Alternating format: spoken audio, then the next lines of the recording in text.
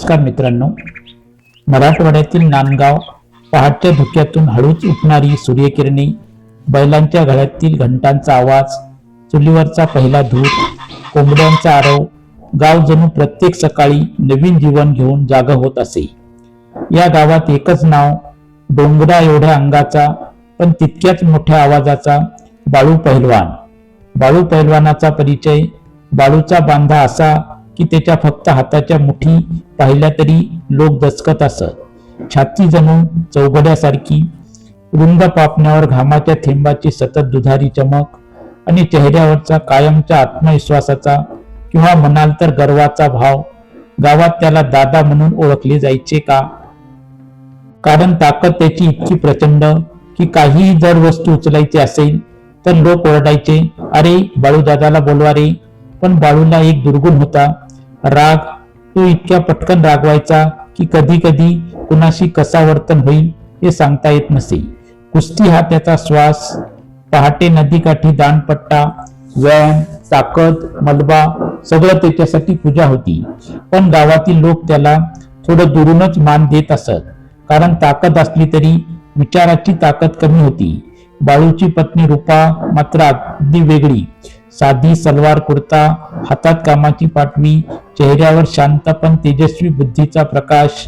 गावातील बायका म्हणायच्या, रूपाचं डोकं चालतं हं, कधी कुठली चूक करत नाही ती। रूपा गोड बोलणारी पण कामात धारदार, तिला मान सन्मान मिळायचा तिच्या विचारामुळे, तार्किकपणामुळे आणि सगळ्यात महत्वाचं तिच्या समजूतदारपणामुळे। रूपा नेहमी बाळूला म्हणायची, ताकद माणसाला मोठं दिसवते पण बुद्धी माणसाला मोठं बनवते। पण बाळू फक्त हसून म्हणायचा, अगं मला ताकदीचं काम, बुद्धीची गरज नाही। ती मात्र शांत राहायची, कारण तिला माहिती होतं एखाद्या दिवशी जीवन स्वतः शिकवते। गावात रोज काही ना काही वाद व्हायचे, कधी शेतावरून वाद, कधी विहिरीच्या पाण्यावरून, कधी हद्दीवरून भांडण। लोकांना वाटायचं बाळू दादा आहे ना, तो सोडवेल।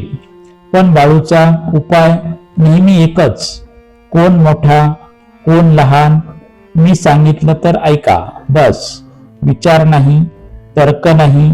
रूपाही पाहायची आणि तिचं मन कुठेतरी अस्वस्थ व्हायचं।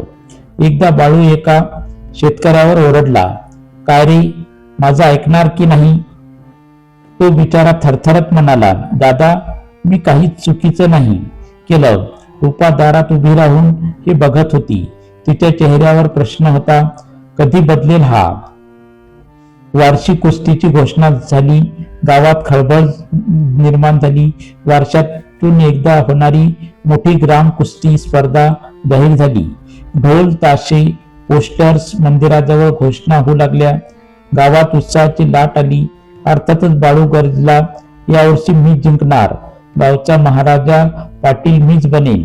गावातील मुलं पळत पळत सांगू लागली, बाळू दादा स्पर्धा जिंकणार रे।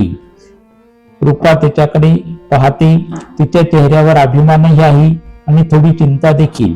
बाळूच्या डोक्यात मात्र एकच विचार, ताकद आहे ना, कोण हरवणार मला? त्याच्या या गर्वाला वास्तव्याची झळ बसणार होती आणि त्या ठिणगीनेच पुढचे संपूर्ण जीवन बदलणार होते।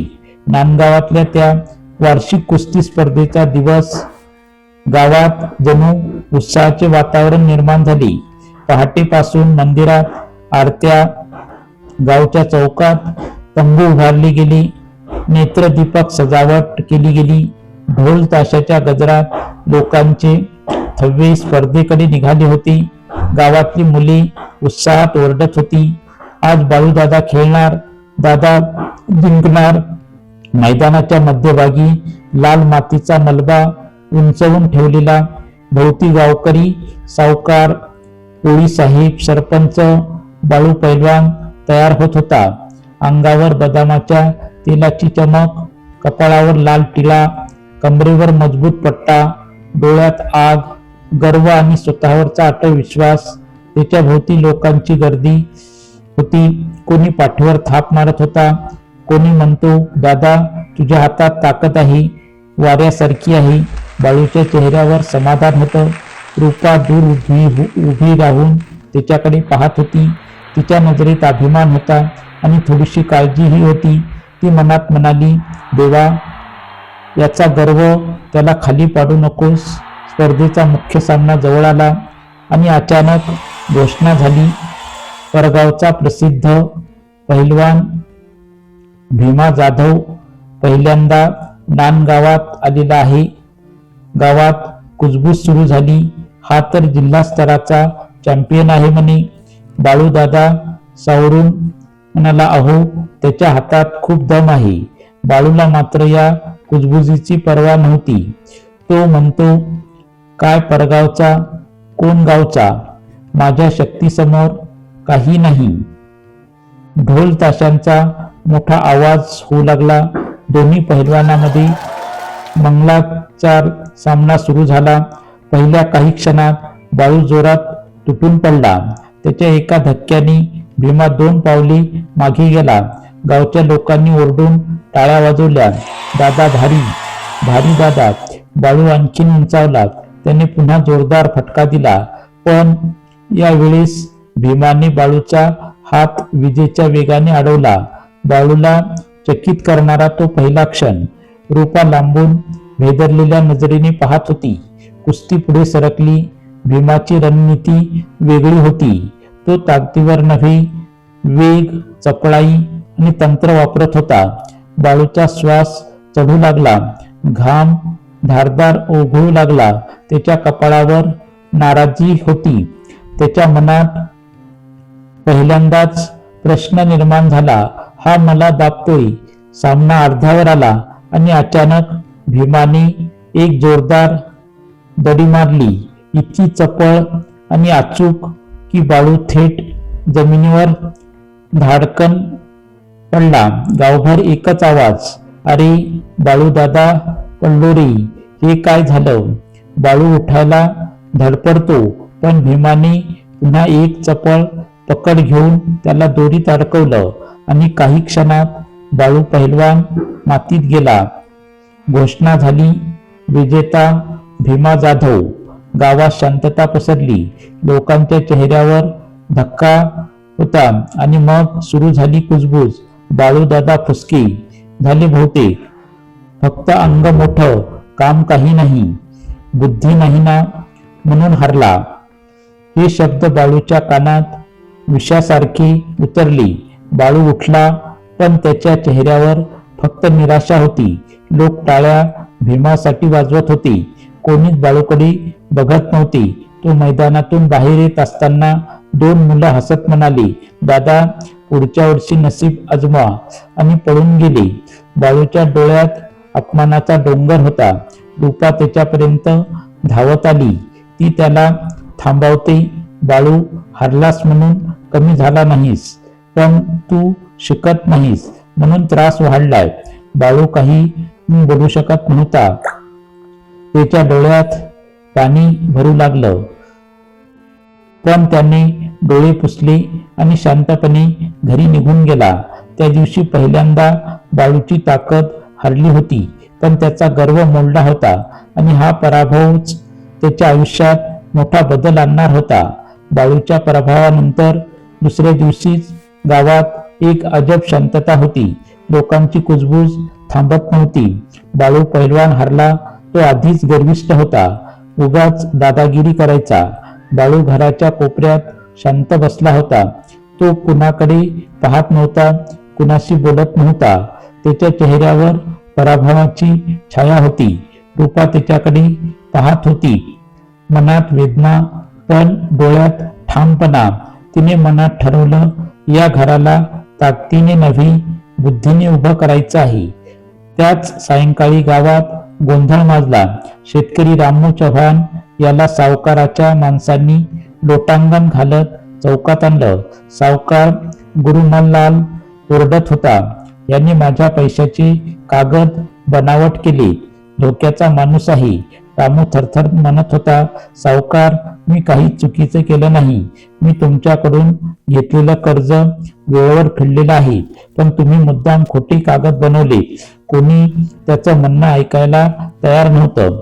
बाळू आत्ताच पराभवातून सावरत नव्हता, त्यामुळे या गोंधळात जाण्याची त्याची मानसिकता नव्हती. पण रूपा ती एक क्षणही थांबली नाही. ती शांतपणे पुढे आली. सरपंच, मला हे कागद पाहू द्या. गावकरी नाराज झाले. अगं तू काय न्यायाधीश आहेस? महिलेने काय तपासायचं? पण रूपाचा आत्मविश्वास कायम होता. रूपा सावकाराच्या कागदाकडे बारकाईने पाहते. कागदाचा कड, शिक्क्याचा रंग, तारीख, स्वाक्षरीची शैली, शाईच्या पॅचेस, जुन्या कागदाशी तुलना. तिने काही मिनिटातच वेगळेपणा पकडला. ती शांत आवाजात म्हणाली, सावकार, हा शिक्का बनावट आहे. सर्वांची नजर सावकारावर खिळली. रूपा पुढे म्हणाली, या कागदावर जे शाईचं चिन्ह आहे ते 3 दिवसापूर्वी विकल्या गेलेल्या दप्तरातील शाईसारखं आहे. पण तुम्ही म्हणत आहात की हा कागद 6 महिन्यापूर्वीचा आहे. हे कसं शक्य आहे? गावकरी चकित झाले. ती आणखीन सांगते, हा शिक्का पोटमाळ्याच्या दुकानातल्या स्टॅम्प पेपरवर बनवलेला आहे. त्या दुकानात अशा स्वरूपाचा शिक्का मिळत नाही. म्हणजेच कागद बनावट आहे. सावकार गडबडला. त्याचा चेहरा लाल झाला. लोकांनी जोरजोरात बोलायला सुरुवात केली.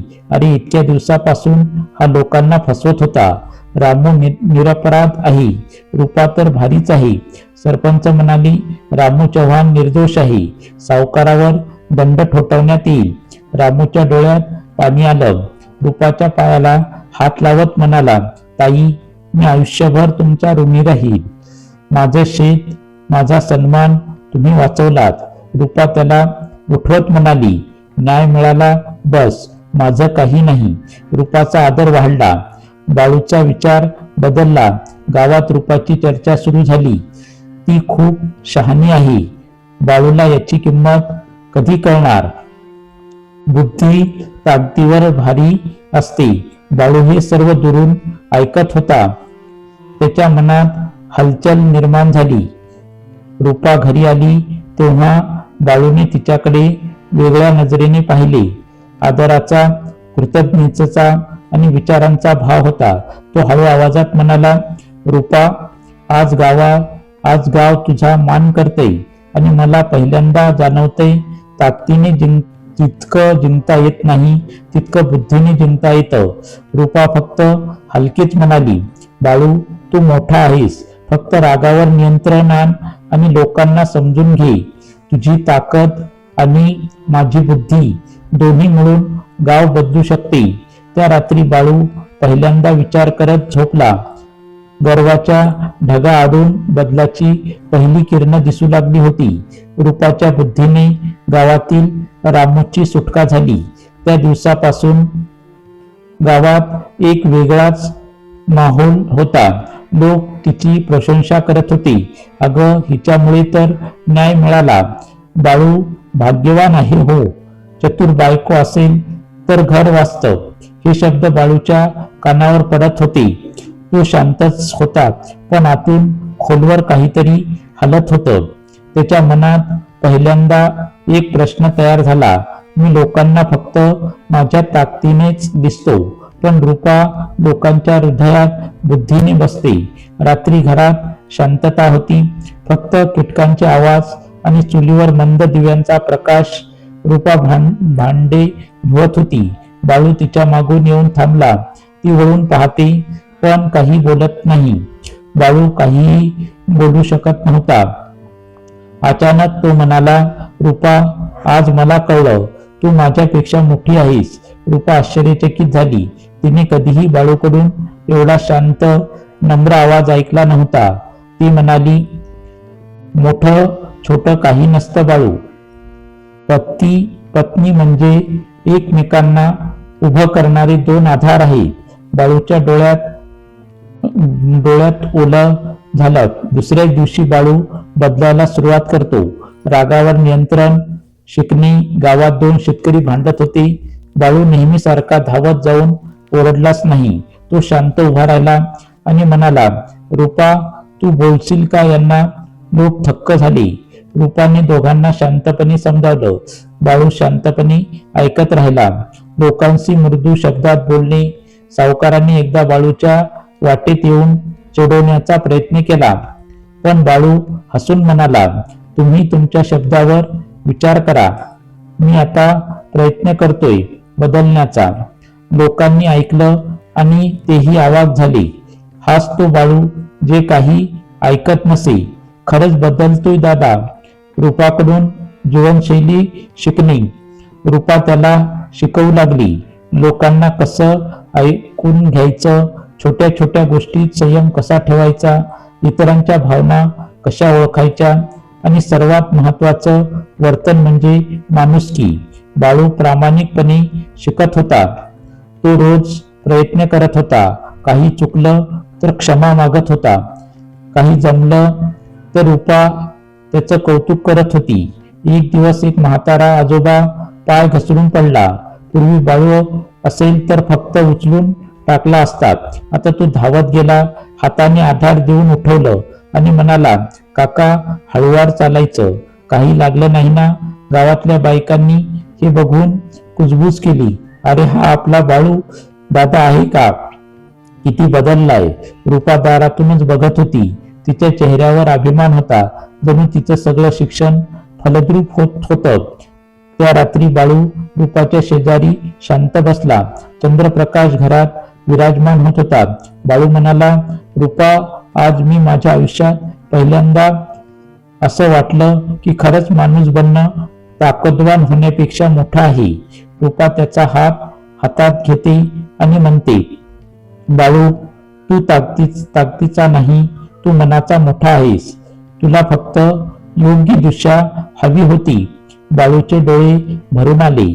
तो म्हणाला, गाव मला पहिलवान समजत होतं, पण तू मला माणूस बनवलंस. त्या रात्री बाळूने मनाशी ठरवलं, पुढचा प्रवास तो ताकद आणि बुद्धीने दोन्हीने करणार आहे. आणि या बदलामुळेच गावावर लवकरच येणार होतं एक मोठं संकट, जिथे रूपा आणि बाळू दोघे मिळून गाव वाचवणार होते. बाळू आता बदलू लागला होता. त्याचा राग कमी झाला होता, वागणूक नम्र झाली होती आणि रूपाबद्दलचा आदर दिवसेंदिवस वाढत होता. गावातील लोकही या बदलाची दखल घेऊ लागले होते.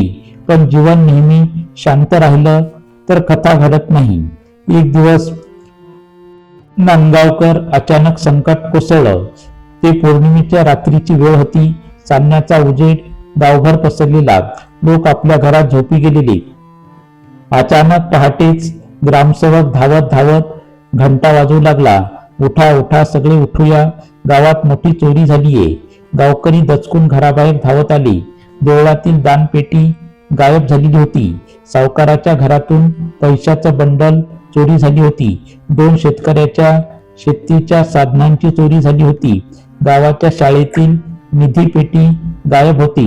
लोक ओरडत ओरडत जमा झाले. गावचा विश्वास ढळला होता. जशी भीड जमा होत गेली तशी कुजबूज सुरू झाली. शक्ती कुणाकडे आहे? बाळूकडेच. पूर्वी तो तर कोणालाही उचलून बाहेर टाकायचा. चोरीच्या गोष्टीसाठी ताकद लागते, हाच असेल. काही जण तर थेट म्हणाले, बाळू दादा हे काम तुझंच. रूपाच्या चेहऱ्यावर धक्का बसला.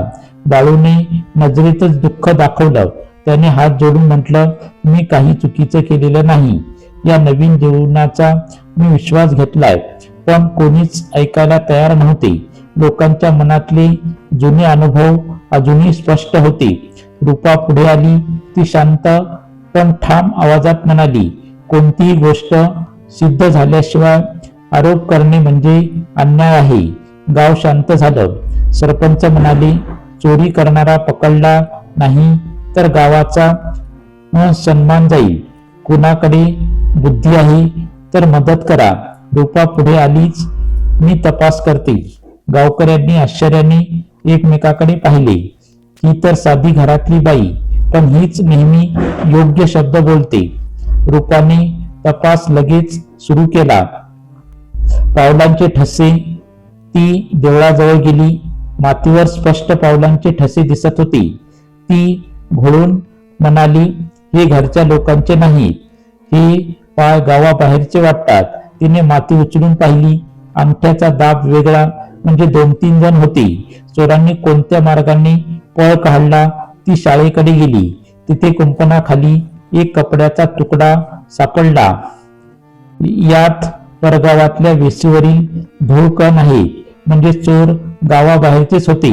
चोरीची वेळ ती एका म्हाताऱ्या आजीला विचारते. काही आवाज ऐकला का? आजी म्हणाल्या, ताई, रात्री 3ला धावण्याचा क्षीण आवाज आला. जणू 3 जण पळत होते. रूपाने हे सर्व जोडायला सुरुवात केली. साधन कुठे नेले असतील? ती गावाबाहेरच्या काटेरी झुडपाजवळ गेली. तेथे कापडाचे तुकडे, सिगारेटची बिडी आणि पावलांचे ठसे सगळं स्पष्ट झालं. चोर गावातले नव्हते. ते बहुतेक परगावचे 3 तरुण होते, जे मागील आठवड्यात गावात फिरताना दिसले होते. रूपाने बाळूला आणि काही गावकऱ्यांना सोबत घेतलं. तिने दाखवलेला रस्ता ओलांडत ते जंगलाच्या कडेला पोहोचले. तेथे पडलेल्या झाडाखाली 3 तरुण चोरीचा माल लपवून बसलेले होते. बाळू ओरडला, अरे, गावात चोरी करून आमच्यावर आरोप करतात. ते तरुण धावत सुटले. बाळू आणि गावकरी त्यांच्या मागे धावले. काही अंतरावर दोघे पकडले गेले. तिसरा थबकला नाही. तो पळून गेला. पकडलेल्या मुलांच्या बॅगमध्ये देवळाची दानपेटी, शाळेची निधीपेटी, सावकारांचे पैसे, शेतकऱ्यांची साधनं सगळं सापडलं. गावात परतल्यावर ग्रामसभेत रूपाचं कौतुक झालं. सरपंच म्हणाले, रूपा, तू एकटीने संपूर्ण गावाचं भविष्य वाचवलंस. जिथे पुरुष अडकले तिथे तुझं डोकं चाललं. गावकरी म्हणू लागले, बाळूदादा निर्दोष आहे. ती चतुर बायकोच भारी. आता गावासाठी दोघंही देवदूत आहे. बाळूचे डोळे भरून आले. तो रूपासमोर उभा राहून म्हणाला, रूपा, मला आज समजलं, ताकद लोकांना घाबरवते पण बुद्धी लोकांना जोडते. रूपा हसून म्हणाली, दोघे मिळून आपण गावासाठी काहीतरी मोठं करू शकतो. गाव आता बाळू आणि रूपा दोघांकडेही विश्वासाने पाहू लागलं आणि पुढे येणारी मोठी परीक्षा या विश्वासाला आणखीन मजबूत करणार होती. गावातली चोरी उघडीस आणल्यानंतर रूपा आणि बाळूचा मान आणखीन वाढला. गावकरी म्हणू लागले, हे दोघं असतील तर गाव सुरक्षित आहे. बाळू ताकदीचा, रूपा बुद्धीची देवी. परंतु जीवनाचे वळण कधी झपाट्याने बदलते हे कोणी सांगू शकत नाही. गावात एक घोषणा झाली. या स्पर्धेत संपूर्ण जिल्ह्यातील ताकदवान पहिलवान भाग घेतात. जिंकणाऱ्याला गावाला सन्मान, ध्वज, वर्षभराचे अनुदान आणि गावाच्या नावाने मोठं बक्षीस, सगळं काही. गावकरी बाळूकडे पाहू लागले. बाळू दादा, तू खेळलास तर नक्की जिंकशील. गावचा सन्मान तुझ्या हातात आहे. बाळूच्या मनात मात्र एकच नाव चमकलं, भीमा जाधव, ज्याने त्याला जमिनीवर आदळलं होतं. तो काही क्षण शांत राहिला. मग रूपाकडे वळला आणि म्हणाला, मी खेळेन, पण तुझ्या बुद्धीने. रूपाने बाळूसाठी नवीन सराव योजना तयार केली. ती फक्त ताकद वाढवणारी नव्हती, तर एक रणनीती, एक तंत्र, एक विज्ञान होतं. संतुलनाचा सराव. रूपा म्हणाली, कुस्ती म्हणजे फक्त मारामारी नाही. ज्याचं संतुलन टिकतं तो टिकतो. तिने बाळूला डोळे बंद करून एका पायावर उभं राहायला लावलं. प्रथमच बाळू डळमळला. वेग आणि चपळाई बाळूपूर्वी जोरावर अवलंबून होता. रूपा म्हणाली, वेग नसला की ताकद व्यर्थ जाते. तिने त्याला पाण्याच्या घड्याचा सराव दिला. घडे न सांडू देता वेगात पुढे मागे नेण्यासाठी तिने सराव केला. रणनीतीचा अभ्यास ती वारंवार सांगत होती. भीमाचं तंत्र वेगळं होतं.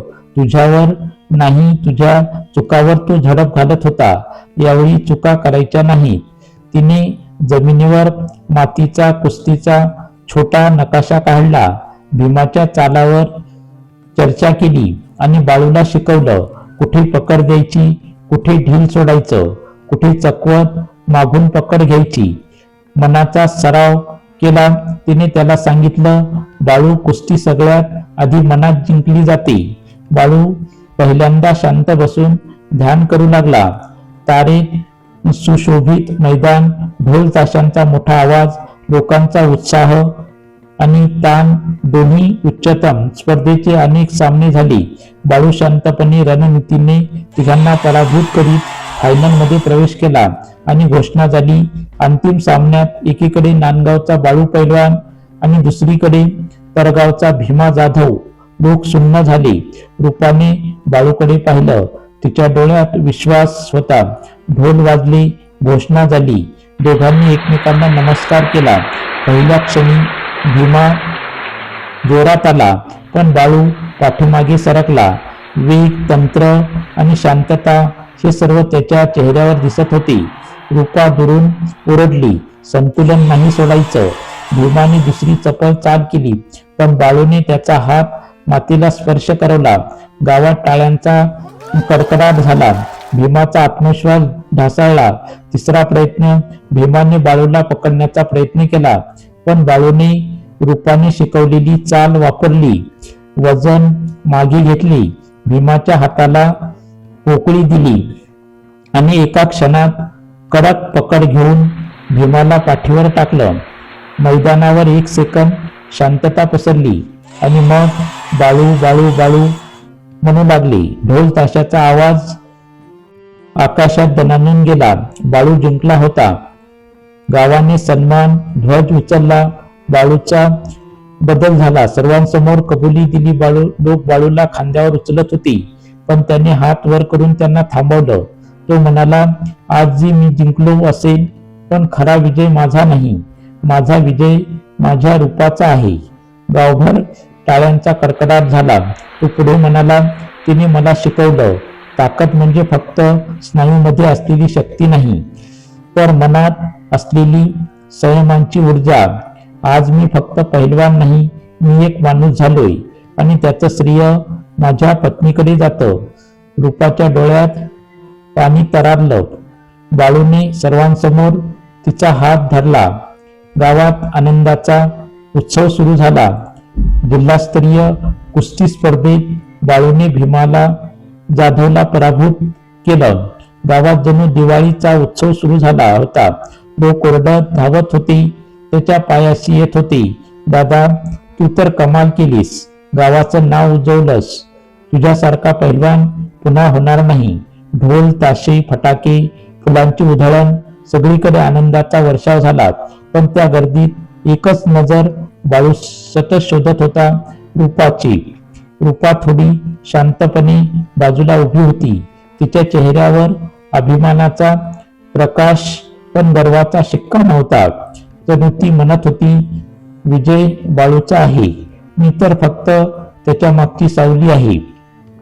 बाळू गर्दीतून रस्ता करत तिच्या पाशी आला. सगळे पाहत होते. पहिलवान, विजेता, लोकनायक. तो आपल्या पत्नीसमोर हात जोडत उभा राहिला. गावातील लोक थक्क झाले. तो म्हणाला, रूपा, तू मला ताकद नव्हे, आदर शिकायला शिकवलंस. रूपाच्या डोळ्यात पाणी आलं. ती म्हणाली, तुझ्यात बदलाची तयारी होती, मी फक्त दिशादर्शक तारा होते. दुसऱ्या दिवशी गावाच्या मंदिराच्या अंगणात मोठा सत्कार समारंभ झाला. रंगीत पताका, महिलांच्या आरत्या, मुलांची गाणी आणि एक मोठा आसन तयार करण्यात आले. सरपंच पुढे आले. ते म्हणाले, बाळू, तू आमचा अभिमान आहेस, पण तुझा खरा मान वाढवला तो रूपाने. गावाला फक्त पैलवान नव्हे, तर शहाणा माणूस मिळाला आहे. लोकांनी उत्साहाने टाळ्या वाजवल्या. बाळूला सन्मान ध्वज देण्यात आला आणि रूपाच्या गळ्यात ग्रामसेविका म्हणून गावसेविका म्हणून एक सन्मान मुद्रा. रूपाने नकार द्यायचा प्रयत्न केला, पण सरपंच म्हणाले, तू वाचवलेलं गाव विसरणार नाही, हे तुझंही तितकंच आहे. विजयानंतर बाळूने ठरवलं, मी गावातील प्रत्येक तरुणाला मोफत पैलवानी शिकवणार. त्याने खाडीच्या काठी एक छोटासा आखाडा उभारला. मुले रोज त्याच्याकडे धावत येऊ लागली. तो त्यांना म्हणायचा, ताकद शरीरात असली पाहिजे, पण बुद्धी डोक्यात दोन्ही नसतील तर माणूस अर्धवट होईल. त्याच वेळी रूपानेही ठरवलं, गावातील मुली शिक्षणापासून वंचित राहू नयेत. तिने मंदिराच्या शेडमध्ये एक छोटंसं शिक्षण केंद्र सुरू केलं. थोडं वाचन, लिखाण, गणित आणि सर्वात जास्त आत्मविश्वास. लोक हळूहळू बदलायला लागले.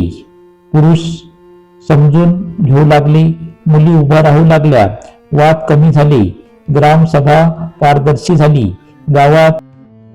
गावात ऐक्य वाढलं. बाळू रूपा गावाची प्रेरणादायी जोडी बनली. एका संध्याकाळी सूर्य मावळत होता. बाळू आणि रूपा आखाड्याजवळ बसले होते. आकाशात केसरी प्रकाश, पाखरांची घरटी, वाऱ्यात मातीचा सुगंध. बाळू शांतपणे म्हणाला, रूपा, मी ताकदीचा होतो पण अंधारात होतो. तू माझ्या जीवनात देवपणाची ज्योत बनून आलीस. रूपा हसली. तिने त्याचा हात हातात घेतला. बाळू, माझी बुद्धी आणि तुझी ताकद दोन्ही मिळून गावाला उजेड देतात.